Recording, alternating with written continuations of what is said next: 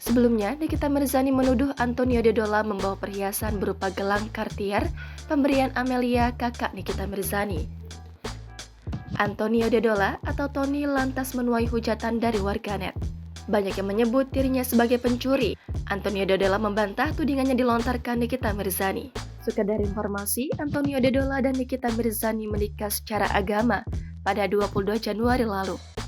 Lewat penjelasan di Instagram story-nya, pria asal Jerman ini membantah telah membawa barang berharga dari rumah Nikita Mirzani. Antonio Dodola mengaku pernah menjadi polisi di Jerman dan menegaskan tak akan mungkin ia berani mencuri. Antonio Dodola lalu merinci bahwa gelang yang dibawanya diberikan oleh Nikita Mirzani sebagai hadiah saat sedang berada di Yogyakarta. Antonio Dodola mengaku sudah mengenakan gelang itu selama masih tinggal bersama Nikita Mirzani. Ia meminta netizen untuk mengeceknya sendiri di video-video yang diunggah di kanal YouTube Nikita Mirzani. Selain soal gelang, Antonio Dodola juga membeberkan dirinya tak pernah merasa menumpang hidup kepada Nikita Mirzani selama di Indonesia.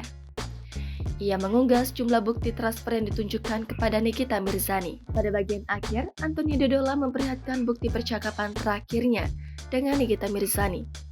Dalam percakapan itu, Nikita Mirzani memohon agar Antonio Dodola menghapus semua bukti yang diunggahnya di Instagram. Ibu tiga anak itu merasa takut akan pemberitaan buruk dari media setelah adanya bukti-bukti dari Tony. Jangan lupa subscribe, share, komen, dan like ya.